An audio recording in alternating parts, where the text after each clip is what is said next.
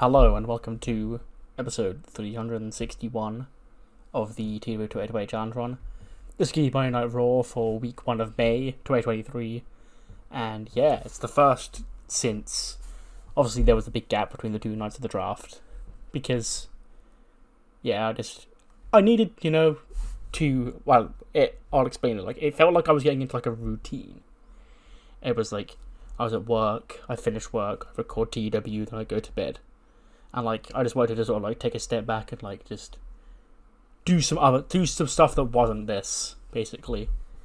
But now we're refreshed and ready to go, and we're on our way to Starrcade, which is at the end of May. And this is our first Raw since the draft, since the new rosters have been put into place, and it's starting to find out what's going to go forward heading into Starrcade. Without any more further ado, let's jump straight into the show. We kick things off with the American Nightmare. He makes his way out to the ring, still WWE Champion, retained against Randy Orton at Backlash. And yeah, he comes out. We are actually in Hamilton, Ontario right now. Just felt like going up to Canada for the vibes. There's no reason. A good reason did fall into place in a segment later on, but I had no reason to. I just decided to fly from Puerto Rico to Canada. That sounded fun. Yeah. And Cody comes out. And he goes, so, what do you guys want to talk about?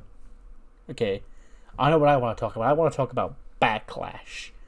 I want to talk about San Juan, Puerto Rico, the first WWE Premium Live event in nearly 20 years in Puerto Rico, and that crowd, they showed out. That crowd, they showed out for some of the biggest, some of the best, and the brightest WWE stars here today, and for icons of their country, guys like Bad Bunny, guys like Rey Mysterio. But that was all for the past. That's all in the past now. And now we look ahead. Look ahead to 4 weeks from yesterday, 3 weeks from this Saturday, to Starrcade, an event near and dear to my heart. Now, as I look around you, there's a lot of you in the crowd that may have never seen Starrcade before, and that's cool, because the legacy of this great event is going to be etched into the minds of a modern era of wrestling fans, and I get to be at the helm of Rhodes, leading the line at Starrcade, just as it was meant to be. And now you're sitting there and you're wondering, Cody, who's next in line? Who you going to defend your WWE Championship against at Starrcade? I don't know. You see, I don't know who's next in line, but that's why I'm out here. We've got to find out who's ready to step up and become the WWE Champion.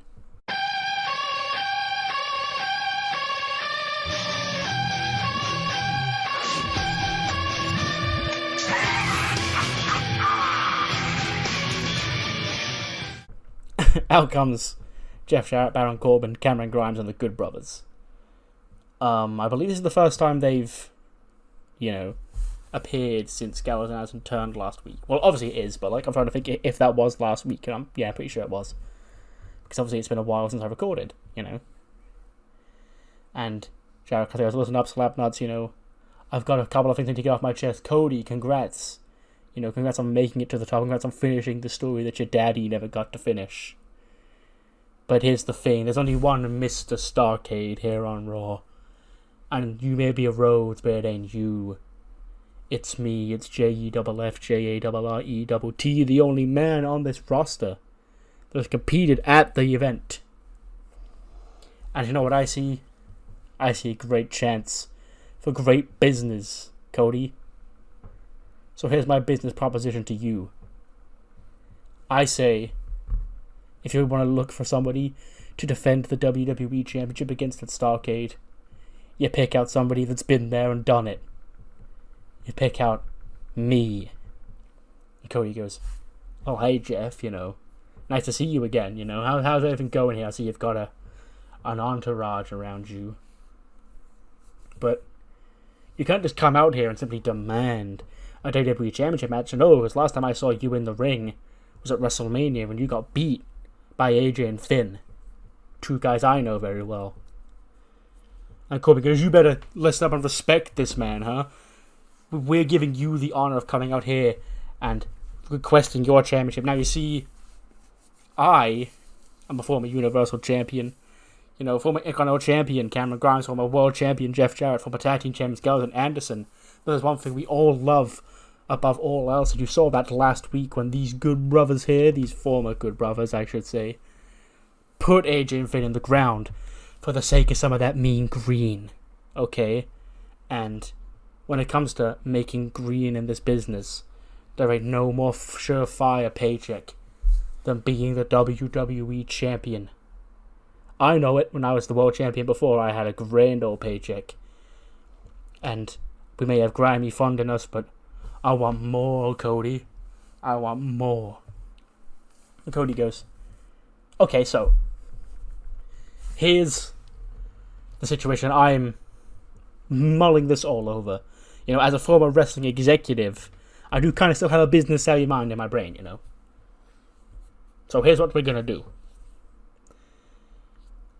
It's only been 6 months, but it's Starrcade. And I can't think of a better event to bring back War Games. So here's what we're going to do. You 5 against me and my gang. Gang warfare, you know, stable sort of became a pivotal point of WCW's legacy, in case you forgot, in case you were living under a rock. How about you 5 against my guys? We're going to run War Games at Starrcade. And then Cody goes to leave. He goes, oh, right, I guess that leaves the WWE Championship in a bit of a situation, doesn't it? So, Corbin, you said so proudly that you want to get the paycheck, you want to become the champion and get the most money you can. You can get that chance, just not at Starrcade. We're doing it tonight here in Hamilton, Ontario, Canada. Big pop. And, yeah, there's our main event set. Cody Rhodes defends the WWE Championship against Baron Corbin. He's officially been Corbined. And, yeah, a War Games match, because, you know, I'm going to pull back the curtain. I won't be doing War Games at Survivor Series this year because I have another idea for Survivor Series. So, this seemed like the most fitting place to do it, you know. The WCW One Night Stand show, just fucking War Games, there we go. So, Cody's got to find 4 friends to take on Planet Jarrett in a War Games match. So, let's see who he can conjure up, but that is if he can make it there, because he does defend the WWE Championship tonight in the main event against Baron Corbin. We then get Bianca Belair making her way out to the ring, and she goes, girl, I had a most eye-opening weekend, you know. As the franchise player here in the WWE division, I've got to hold it down for y'all, okay? And I'm going to be real, Florence. She ain't here tonight, she's on SmackDown now, but that girl gave me a hell of a fight at Backlash, and that's why I showed her respect. You know, she offered respect out to me, so I showed respect to her back. But let me tell you, I've got some news just now that it doesn't sit right with me, but it's kind of left me pissed off and ready for a fight. So, if who wants to come out and tangle with the franchise player, come out here and make a name for yourself. That's when Amory Porter and Kelsey Cook come out. And yeah, we get an impromptu match. Bianca Belair against Kelsey Cook is the one who steps up. Bianca not happy about some news she was given at the start of the night. We'll go into what that is later on. But yeah, for now it's just Bianca versus Kelsey. Match gets an 82, and yeah, Bianca Belair defeats Kelsey Cook in 12 minutes with a kiss of death. 88 for Bianca, 65 for Kelsey.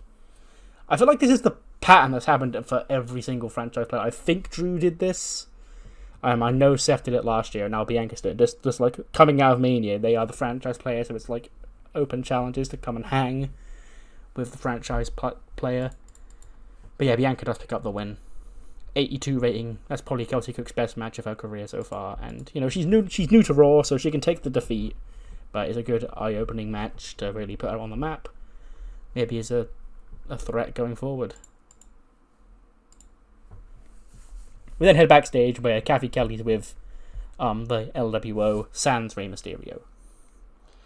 And she's like, Andrade, you know, you came so close to defeating Chad Gable in a great Intercontinental Championship match at Starrcade, but she came up just short. Andrade goes, I know that night was supposed to be great for the LWO, but it wasn't. And I don't want to say I let everybody down, but I should have brought the gold home. And Zelina's like, Andrade, you didn't let anybody down, okay? So, Chad Gable's, I've got to hand it to him, he's smart. Okay, he may not be likable or have any other redeeming qualities, but he's smart. He's got that go by his side. He's got that 4.0 GPA, which he loves to tell us about. It's okay, but next time, Andrade, next time you get a shot at that Intercontinental Championship, it's going to be different. Next time, you're taking it home. I don't care if it's against Gable or a Go-Go or anybody else who walks in here. You're going to be the next Intercontinental. Then she sort of slows down as Sheamus walks in. Goes, alright fella. He goes, I know what you're thinking, that Gable, that a Go-Go, 2 thorns in me arse. Well, I've been there. I know just as well as anybody in this entire company how hard it is to win that Intercontinental Championship. So fella, you did good. Lift your head up. Andrade goes, okay, well, what do you want? Why are you here? He goes, I'm just here to tell you that me and you, we got a tag match later one night against Gable and the Go-Go. So I want to make sure that you and I can be on the same page heading into that tag team match. Andrade's like, yes, let's kick their asses. So 2 men with a vendetta against Chad Gable and Anthony Go-Go teaming up against him tonight. That being Andrade and Sheamus. We then head to the ring. And Montez Ford comes out. He's solo here on Raw now. And Angelo Dawkins tried to SmackDown. So this is his first real promo as a singles wrestler. He takes the mic and he goes, I thought I was ready for this, but it still feels weird not having Dawkins by my side, but I'm going to give it a go. So, for the last 4 years, you've known me as Montez Ford, one of the Street Profits, one half of the Street Profits, one of the greatest tag team wrestlers here in WWE. And for years, all I was told was, when's Tez going solo? When's he going to ditch the dead weight? When's Tez going to go solo? I think we've proved right now that the Dawkins over on SmackDown, he's going to do fine by himself. So, though me and Dawkins may not have seen eye to eye towards the end of our run, that's still my brother, man.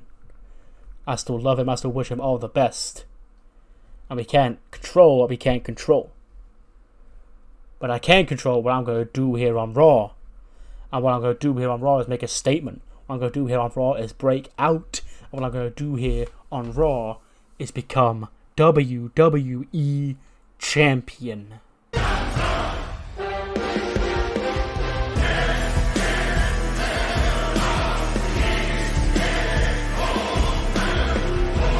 Out comes Gunnar and Imperium, and he's getting drowned out by a sea of boos because this is the thing I was talking about earlier on. I was like, it does actually make it's useful that we're in Ontario of all places for this week, because after what happened to Edge at Backlash, Gunnar's going to be walking heat magnet here in Ontario, and then Ludwig's going to be like, silence, the ring general wouldn't like to speak, and then Gunnar goes.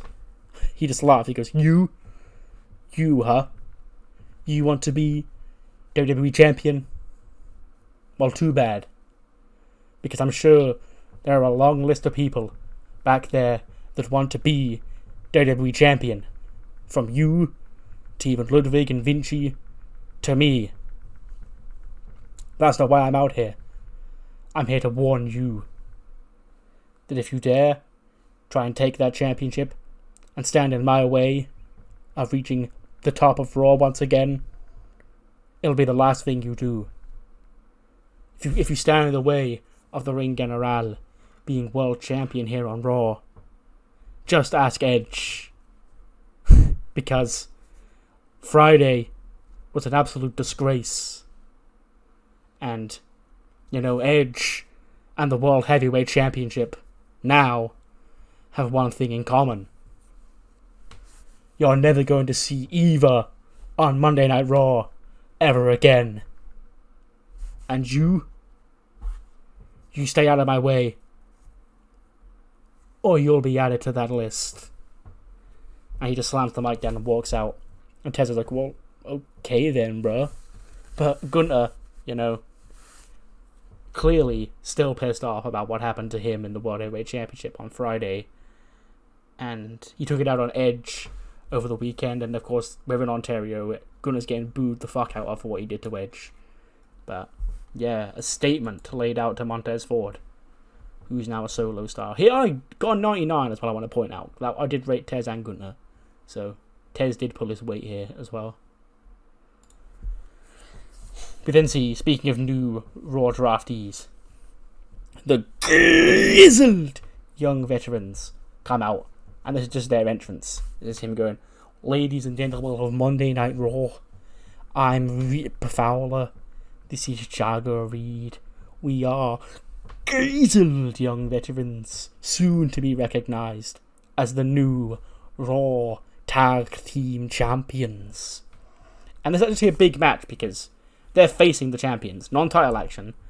It's the Grizzled Young Veterans against Path of the Dragon here on Raw.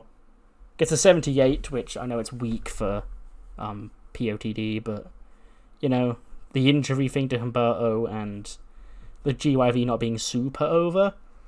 So it's still a good rating, but it is. Humberto and Zerg pick up the win. Humberto pins Rip with a moonsault.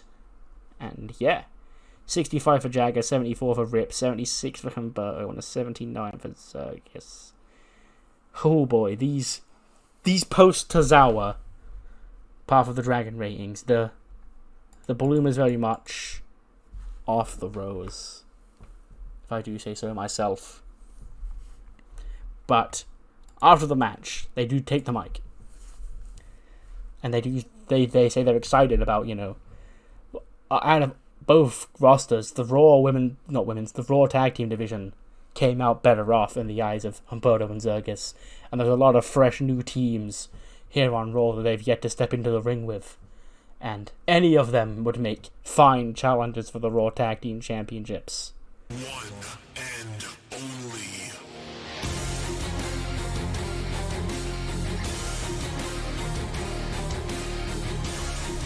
Out come the Cyclone. And Ricochet and Bronson Reed sort of look at each other, then look at them and they go, look who it is, Bronson. This is the team they keep talking about. This is the team that beat us to the punch as Tag Team of the Year in this damn company last year. And then Bronson Reed steps up to Zergus, them two face to face. And then he pulls back, he goes, I've heard all the hype, and I ain't seeing it. Because the real greatest tag team in WWE was rocking and rolling as the tag team champions last year, but it weren't you two. It was us. And now for the first time, these two tag teams, the two top tag teams of 2022, have crossed paths yet again. Or have crossed paths for the first time. And I'd love to have traded our beautiful blue belts for those beautiful red belts. So, Humberto, Zergus, this is the official challenge being laid down. Path of the Dragon, Cyclone, for those Raw Tag Team Championships at Starrcade. And Humberto and Zergus look at each other, neither across the Cyclone, and accept the challenge. They shake hands. Path of the Dragon hold the belts up. Cyclone keep looking at the belts.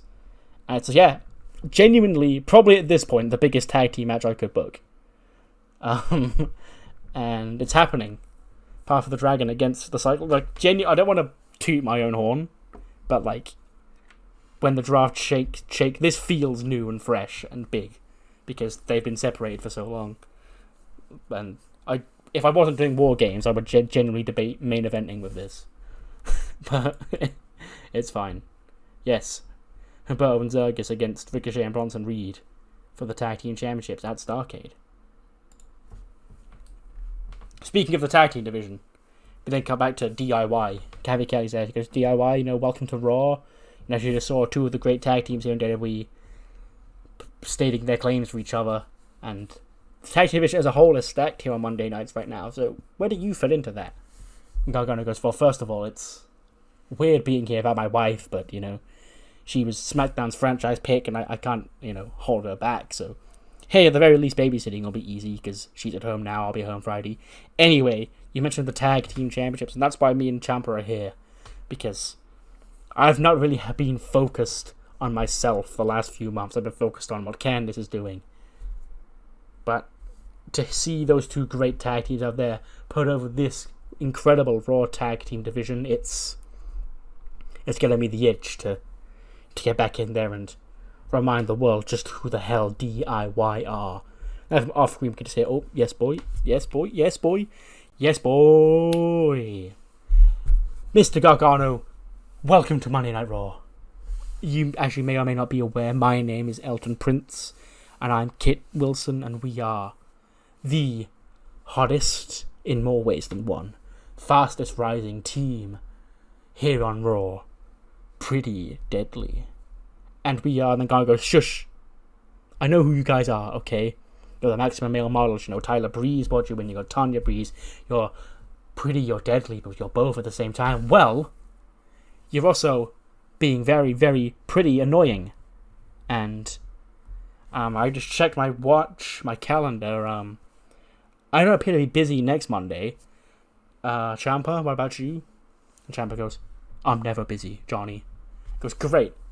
So, if you want to put your money where your mouth is, your pretty little mouths, how about you two get off the catwalk, get on the aisle, walk to the ring, and face the best damn tag team here on WWE in a tag team match next Monday. And then Kit and Ellen Prince look at each other. They go, we'll have to run it by Tanya first. I think we may be busy that day because, unlike you, we have a lot of agents and meetings to check up on. And then Ciampa just gets in their face and goes, so you're scared? And Kit's like, no, scared? Absolutely not. You know what? We'll cancel. We'll see you there. So, yeah, pretty deadly against DIY. Set for next week's Raw show. Should be a hoot. And then cut to the ring. And Charlotte's already in the ring. And she's flanked by Ava Ray and Ariana Grace. And she goes, well, but you look who it is. I don't understand why you bother people. You see, it doesn't matter how many people you throw at me. You can throw 1, 2, 3, any of them. I can beat every single one of them. Because I'm the Raw Women's Champion, and I will remain the Raw Women's Champion. Now Cody kind of took my spot earlier on tonight talking about Starrcade, because if you think his name's synonymous with Starrcade, then what is mine? So, Starrcade, because I am the only star we need on that show, is going to be me giving back to the locker room and how lucky they are to have someone like me guiding them. We're going to have to crown my number 1 contender for Starrcade, what I'm calling the Queen's Gambit Battle Royal. Now, it's rather simple. There are only 3 very simple instructions for this match. 1, 10 women in this ring. Over the top rope rules. The last woman standing gets a shot at my championship at Starrcade. 2, exempt from the match is every single woman that I've beaten on the current championship reign. I know there's somebody, at least one person that you're all thinking, I can't wait for her to get her revenge on Charlotte. She's gonna have to wait. And then thirdly, no former Raw or SmackDown Women's Champions are eligible. So with that in mind, Dave, Boogs, bring out the 10 best you've got, and let's see which star I'm gonna make at Starrcade. And then out comes the Battle Royal. Absolutely atrocious. It gets a 66. The competitors are Gigi Dolan, JC Jane, and Mandy Rose of Toxic Attraction. You got Xia Li, Selena Vega, Shotzi, Julia, Kylie Ray. Danny Jordan is in it. Probably won't make a big deal about her being in there, but this is her first appearance since Charlotte turned on her, or just abandoned her, I guess. And then, to fill out the last spot, we've got a random luchadora named Axla Diosa. And yeah, the random luchadora is the first to go. I imagine she tries to run away from people, but people turn on her, and then immediately she gets stomped out. But then, as soon as she gets stomped out, Rick Boogs comes walking out from the back, and he approaches her at ringside, and he just gestures come on, come with me, and he escorts her to the back, like he's been summoned to bring her back by somebody. And the match is won by Danny Jordan. Yeah. Julia is the last elimination. She gets the most eliminations because she's the most popular person in this match, so I had to protect her as much as I could. Zelina Vega and Mandy Rose, the out to the final four. But it's student against teacher at Starrcade.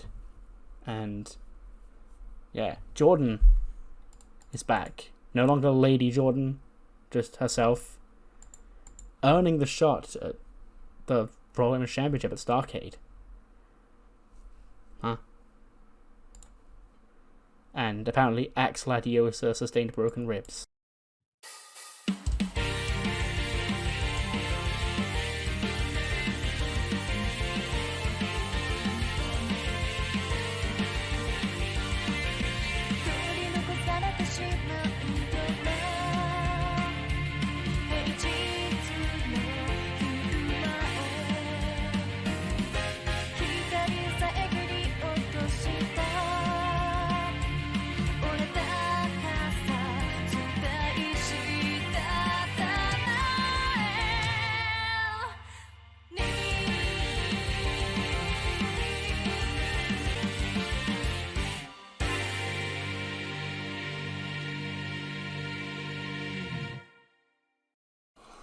We then see our heroes walking through some sort of cave, some dark dungeon, underground dungeon or something like that. And then Dio pulls the map down, he looks around, and he looks back at the map confused, and he goes, "Where the hell? Did we take a left or somewhere? Does this place look like the Field of Dreams to you?" And then Manny just looks around. He'll just look around awkwardly, and he goes, "Yeah, this place seems lovely. I'm sure this is exactly what they named this place." And then it's I imagine it's really dimly lit, and Dio goes, "Well, has anyone got a torch? Anyone got a film of a torch on it? We can light up and see what we've got going on here." And Manny goes, "Well, I've got a better idea. Why don't we just leave?" And Saray goes, "I've got a torch." And then she hands Dio the torch. And then Manny goes, "Oh, not. Guess we're staying. Guess we've got Carlin to keep us company, and yeah, it's just I want to make sure that Saray and the rest of us are all good." Dio goes, "Will you man up, Manny?" And I imagine he turns the fucking torch around, and then there's some scary markings on the wall, and he screams like a bitch. and then a puff of fire, an eruption of fire happens behind them. They turn around, all of them just turn around and stare at it. Then as they slowly approach it, a voice starts echoing around. That's "Oh, it's been nearly over 2 decades since I last had visitors here. What brings you to this domain?" And Dio goes, "I'm not actually sure.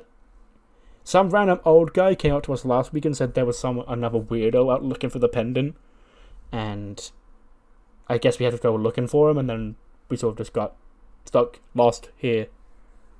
Where are we, if you don't mind me asking, strange man?" And the strange man goes, "Oh, you're in the Dungeon of Doom." And Manny goes, "Dungeon of Doom? I think I've heard of that one."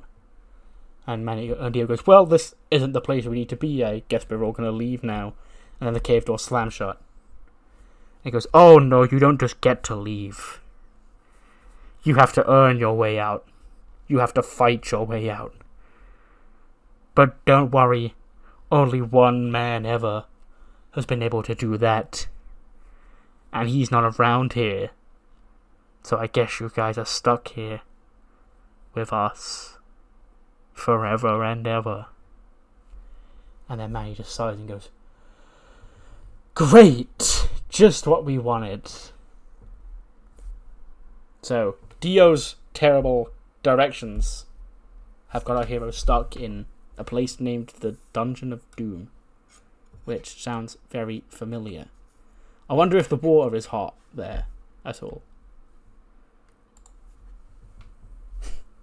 Then cut to the ring. Aleister Black makes his entrance. And I was going to say he takes a seat in the ring on a chair, but he probably does. He probably just sits on the floor. You know, he does the CM Punk sit on the floor. And he goes, it's been months since I last stepped into the ring here. You know, I've tried a lot of things recently. I've tried being a nice guy. I've tried being a devil. I've tried making friends. I've tried making enemies. But life isn't that black or white.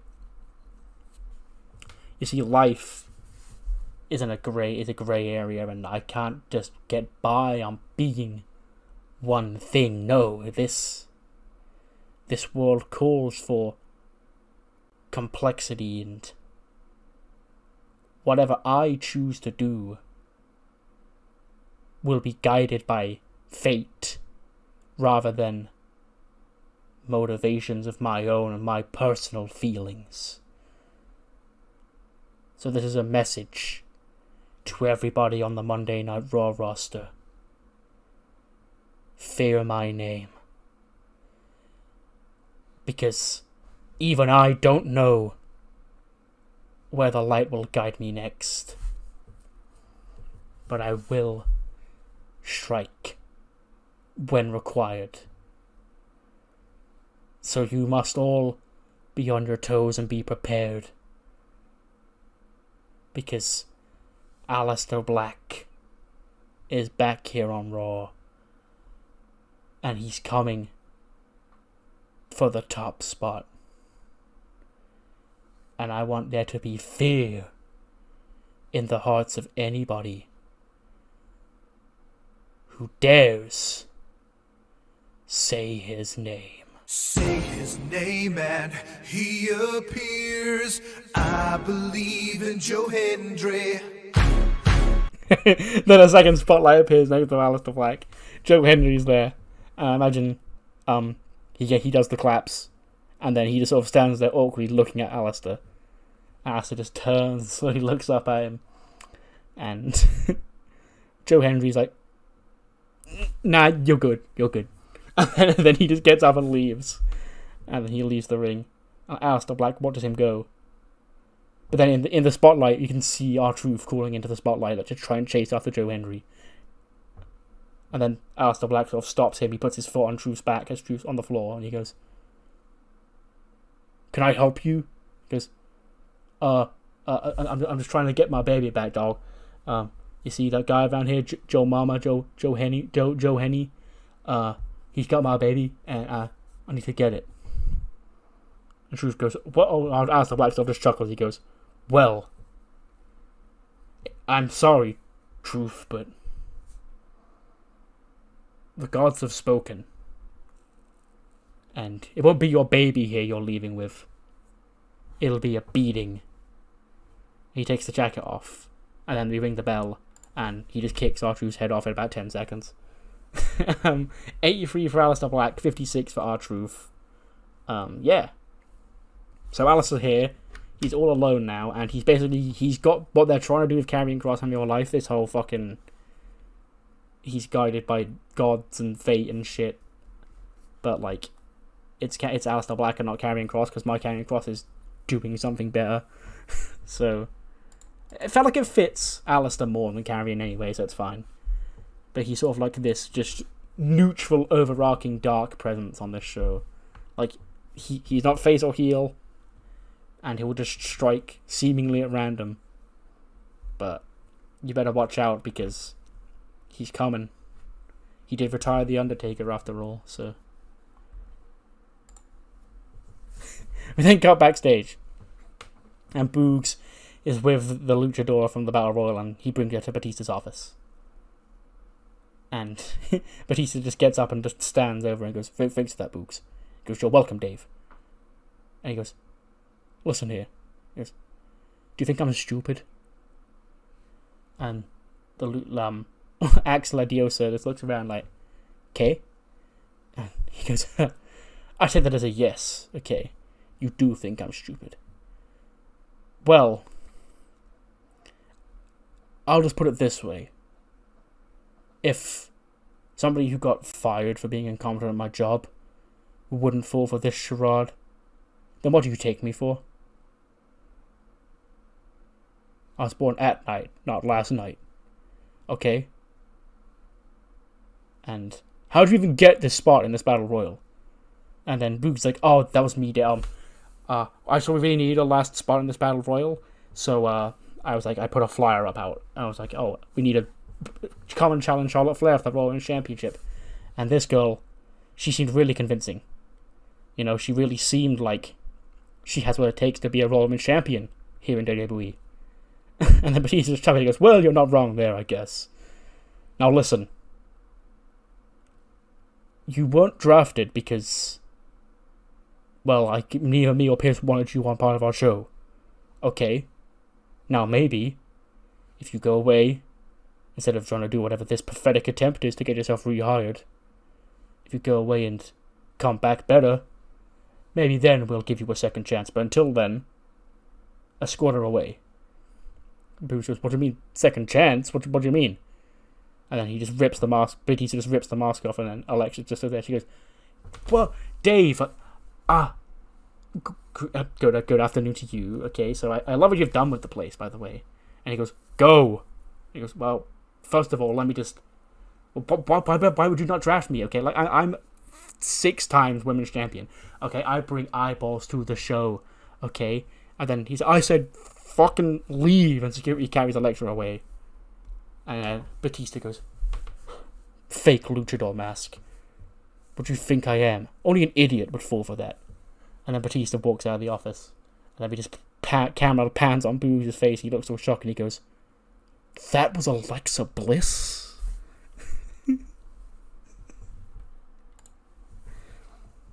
Here we go. We then get the Grayson Waller effect all set up.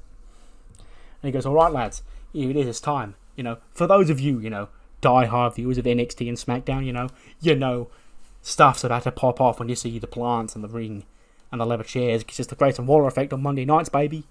Now, so, while I could easily, run the show by myself because I am that much of a draw, that much of a star, I've voted against that because to really get myself going here on Raw, I need to replace that hole left in my heart when that son of a bitch, The Miz, betrayed me. So I've been wheeling and dealing backstage and I've found my next guest. Ladies and gentlemen, my new best friend, Dominik Mysterio. Out comes Dominik with Anthony Nese, and him and Grayson Waller hug, they dab up, and they hug. And he goes, "Oh, it's great to have you, lad. Great to have you, lad." Well, ladies and gentlemen, isn't it wonderful to be in the presence of the greatest cruiserweight champion in history, the greatest Mysterio in the history of wrestling? Dom, I've got to ask you, what was it like, after only so many years of it being in WWE, already being better than your dad was? And then Dominic goes, "Well, it's funny because, a lot of people have been telling me that I'm not because I lost at Backlash, but I tell them I didn't lose. He did." Pointing at Andy Nese. Then Nese just takes it and goes, "Yeah, right. I failed the business. My bad. The new face of cruiserweight wrestling would never lose by himself. I was liability and I hold myself fully responsible for Dominic's loss." And then he goes, "Oh, that's great, lad. You've got a great management team here. He's taking all of this from you. But, you and I, we're a lot alike. Now, we were both tired of being in the shadows of people that we're just so much better than. So, I think that me and you, we got something there. We could be the greatest tag team in the history of WWE. But since I've got your back, Dom, and I do have your back, don't worry about it. Whenever you've got a bit of trouble coming up, give Grayson Waller a call. He'll be there for you. I need to know you've got mine. And Dominik goes, he just sort of like nervously laughs. He goes, what do you mean, bro? He goes, well, you see, I know this doesn't sound like me. I'm normally the most humble guy, right? But recently, I may have rammed my mouth a bit too much and got myself in a situation I don't really want to be in. Now, don't get me wrong, I can beat Warden any day of the week, lad. Like, you see these fists on my boxing style, you know, he's just a big dumb idiot who just runs around trying to break things. But should I have access to help? You know, would you want to help alleviate this issue? Dominik goes, I see what it is. You're just trying to use me to try and get to Warden because you can't fight him yourself. He goes, no. I've just got great respect for you, lad. And I think that me and you together would be issues for all of Raw. And that would start with that big idiot Warden. And then Dominik comes, he goes to answer, and then Warden's music hits and he storms out. And he goes, oh, get him out of here, lad. Get him out of here. He's only invited on the show. This is my show. I decide who's on the show. He goes, relax, Grayson, relax. He goes, I don't want to be a part of your stupid show. But I'm hearing what you're saying about me backstage. And as much as I could rush in there right now and beat these security bums' ass and powerbomb your annoying ass through that table, I'm not going to bother doing that. I'm going to wait till next week. Because I've been speaking to Batista, and he's been hearing you two yap half in this ring. So, next week it's going to be Grayson Waller and Dominik Mysterio against me. And if I can find a tag team partner, if I want a tag team partner, if I need a tag team partner, then I guess I'll have a tag team partner. But I could beat both your asses by myself. And Waller goes, is that so, lad? Well, me and my new best friend Dominik, we'll see you there. And yeah, it's set. Grayson Waller and Dominik Mysterio against Warden, maybe in a handicap match, maybe in a tag team match, who knows. But the most obnoxious friendship on Raw has now formed. I literally sat here and I thought, if I wanted to run the MJF Sammy Guevara best friend angle, what two people on the roster do I think most fit those roles? And I landed on Grayson Waller and Dominik, and I love it already. So, yeah. The two most insufferable dickheads on Raw becoming best friends. And trying to team together to alleviate the Wardlow problem. We then see security pulling Alexa to the back, or trying to take her out of the building. She goes, stop, I'm a guest, okay, I know I'm not a part of Raw, I'm a guest, look, trust me. And then she was like, oh, you're a guest, are you? Why didn't you say this before? She goes, because I'm more than just a guest, but you weren't having that, okay, but look at her, I'm with her. She points at some woman off screen. And security just walk up to the two girls that Alexa pointed at. She goes, excuse me. And then it's Tatum and Ivy turn around. Alexa just goes, oh my fuck. She goes, is she with you? And Tatum just laughs and goes, no. And Alexa goes, oh, you son of a bitch, I swear to... And then security carry her away as she continues to try and keep screaming. And then Ivy just laughs as she gets pulled away and she goes, looks like it's really working out well for her, huh? And then Tatum and Ivy walk off for a tag match. And then, like, I imagine the graphic says next in the bottom left corner. Then we go to ads. 52. Sure. Fine. Yes. Nothing special. It's just Tatum and Ivy picking up a tag team win over Stevie Turner and Symphony Fox, because Tatum and Ivy are going to be in that 4-way tag match on next week's Heat. So not this episode of Heat, but the next one, to determine the chances for the tag titles at Judgment Day. We know it's going to be two of Next Gen and them two, and we're going to find out the other two on this week's episode of Heat. But yeah, Tatum submits Symphony Fox with the Eye of the Reaper. 51 for Tatum, 47 for Ivy, 30 for Symphony, 39 for Stevie. These aren't permanent call-ups. These are just local. Just to take the L here tonight. Then cut backstage. And Jordan's in there. She's celebrating with Aaliyah and Skylar. And like they're going, oh my god, like you're back. Like it's time we can finally get that Raw Women's Championship. You know, you got to face Charlotte at Starrcade. And then Charlotte and the Royal Dynasty walk in. And she goes, she goes, can I speak to you? And she goes, you've been able to speak to me for the last month. You haven't wanted to. Well, what's up? She goes, I need to just talk to you about something. Alone. Girls? She orders Ava and Ariana to leave. And then Aaliyah and Scarlett to sort of still linger. And then Charlotte just looks at them, goes, gestures to the door. And they're like, well, no, we're good here, thanks. And then she says, I said leave. And they then, Charlotte eventually, like, forces them out the door. And then Danny goes, well, that was rather rude. She goes, okay, so I apologize. And Danny Jordan goes, wait, what? You apologize? That's not like you. She goes, yes, I know, right. But, you see, in the lead up to WrestleMania, you know, you were not really holding up your end of the bargain. The only reason why I had to face Nova in the whole reason is because you three lost to her.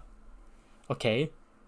But, you know that was more so those two girls than you, don't you? Because, look at you.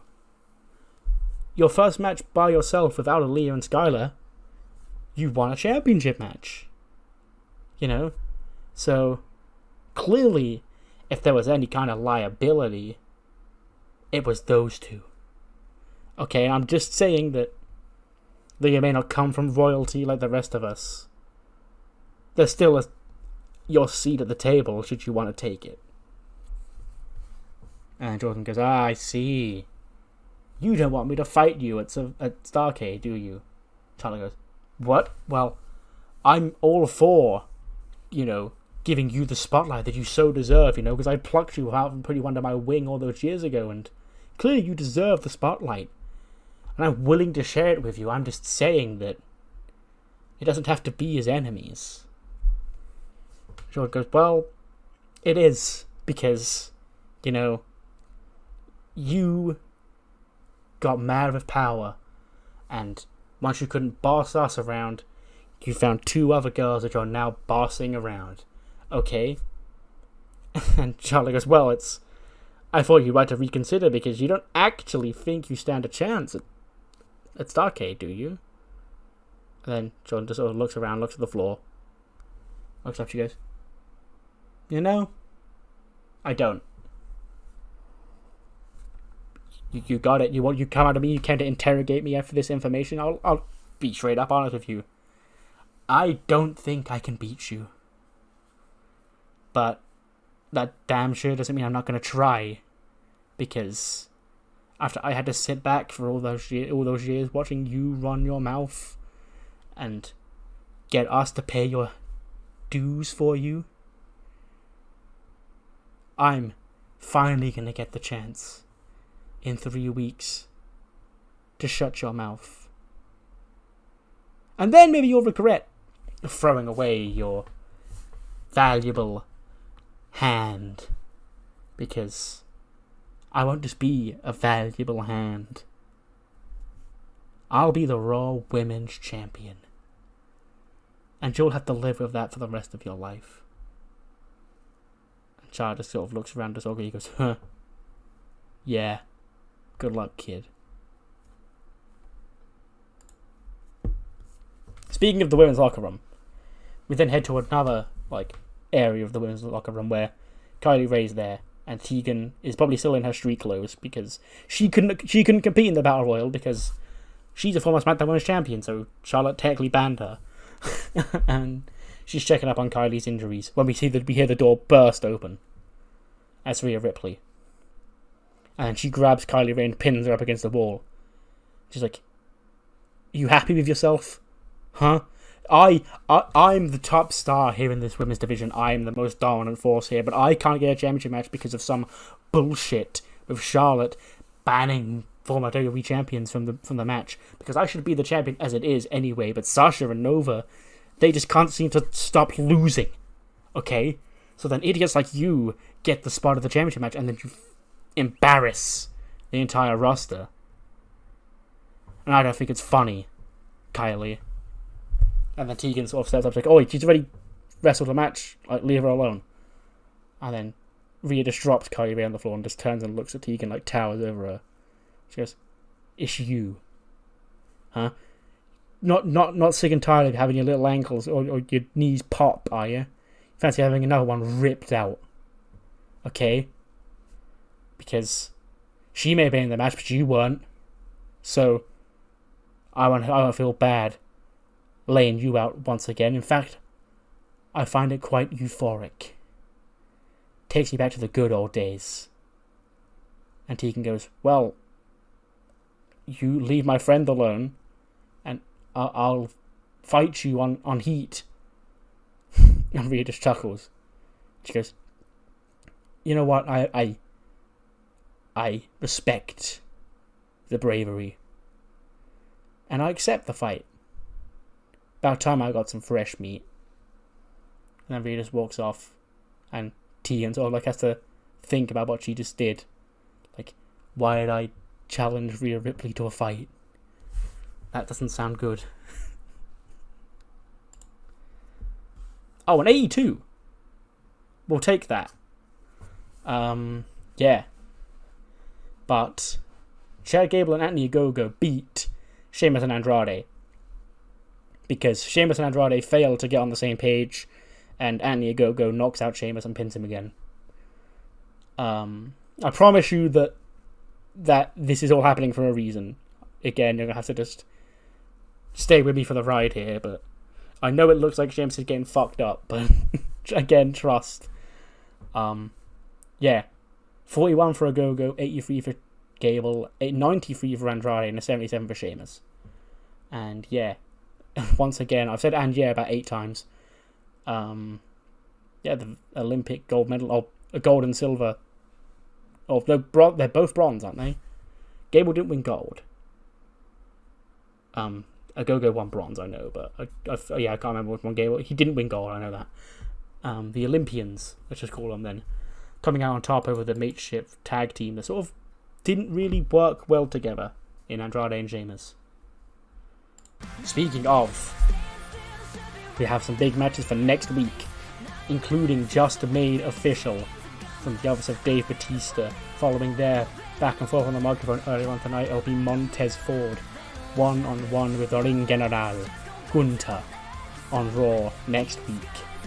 And that's not the only match, because of course we've got this tag team match. It will be DIY, Johnny Gargano and Ciampa, facing off against Elton Prince and Kit Wilson of Pretty Deadly. And whatever's going on here with this, it'll be Warden and maybe a tag team partner if he wants one, to take on the new best friends, Grayson Waller and Dominik Mysterio.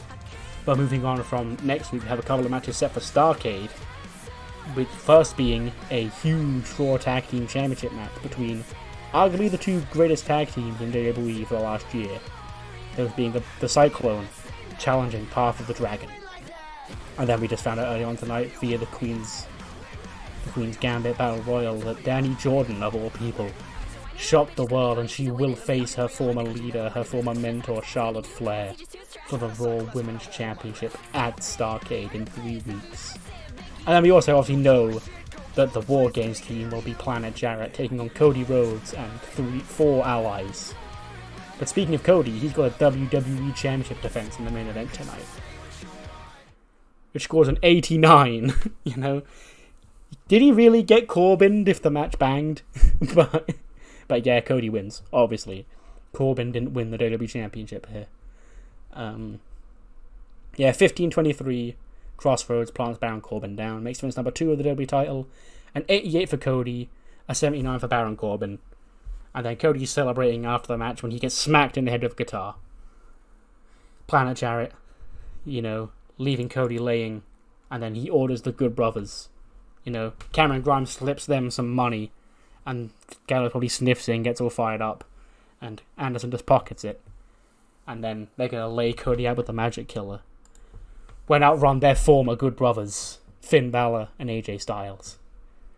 They rush to the ring, they take care of the good brothers. You know, AJ probably flies him with a forearm to Gallows, Balor with a sling blade to Carl Anderson, coup de grace. And then Cody's back on his feet, and the three of them fight the three other members of Planet Jarrett. 1916 to Cameron Grimes. Probably Styles clash to Cameron Grimes, actually. 1916 to Corbin. And a Crossroads to Double J. And then Cody picked up the WWE title and he stands in the middle of the ring with Finn and AJ either side of him. You know, Finn throws up a too sweet. AJ throws up a too sweet. And they both turn to Cody, another former member of the club. And Cody's throwing his own too sweet in there, and they end the show with a trio of too sweets up in the air. Cody may have found his first two allies in War Games. The show gets a 90 though, which is pretty good. And yeah, I think some interesting things coming out of the draft. A lot of new opportunities given to people, and I like that for it. But first, we have Heat, where we're going to find out the final two tag teams in that Fatal 4-Way next week. Heat kicks off with Rhea Ripley versus Tegan Nox. I know this probably should have been the main event, but, you know, just got Rhea in it. But it's not allowed to be because of an angle, but it's fine. Rhea obviously wins. 11 minutes 23, Soul Food, Riptide. Yeah, 86 for Rhea, 67 for Tegan. And yeah, I guess she regrets picking a fight with Rhea backstage at Raw now. And she might regret it even more because I imagine after the Riptide, after she gets dommed up and pinned, Rhea continues to fight. She locks in that fucking the submission hold, you know, the lifting, whatever, on Tegan, and then Tegan, I imagine, is screaming in pain. He's like tapping on the mat. Then I imagine the referee's like, drop her, let her go, let her go, let her go, drop her, and Rhea obliges. But then she rips Tegan's knee brace off, like stamps on her exposed knee or whatever, and then locks it back in again, locks the hold in again, this time refusing to let go. About a million referees try and pull Rhea off, and in the end she has to drop. Tegan screaming in pain, doctor checking on her knee, and Rhea just walks out as Tegan has to be stretched away. So not a good night for her here tonight. The first of the tag match qualifiers takes place here when Meiko Satomura and Aoi Maikawa of Ichiban submit their place in the final when they beat VXT. Aoi pins Chelsea with a Brazilian kick. 63 for Aoi, 46 for Meiko, 62 for Diona, and a 48 for Chelsea. And yeah, that's just it. We now know 40. It'll be Aoi and Meiko. It will be Tatum Paxley and Ivy Nile, and it will be the two members of Next Gen. Yeah. We then get a quick, just fourth match, nice filler match. Sonya Deville and Stevie Turner goes 8:41. Sonya picks up the win by submission. 77 for Sonya, 38 for Stevie, and yeah, Sonya is on SmackDown now, so that's a nice win just to like give her some momentum ahead of a trip over to SmackDown.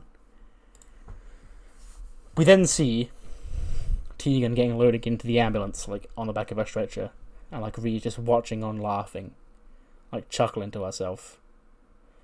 When she turns around and she's greeted by the 5 Next Gen girls, just all just stood in their way. And imagine Nene. Nene's the powerhouse of the group, and so she's probably the one who's face to face with Rhea. And there's just this tense stare down of like neither the group nor Rhea Ripley want to budge. And then Rhea eventually just chuckles at them all and turns around and walks the other way.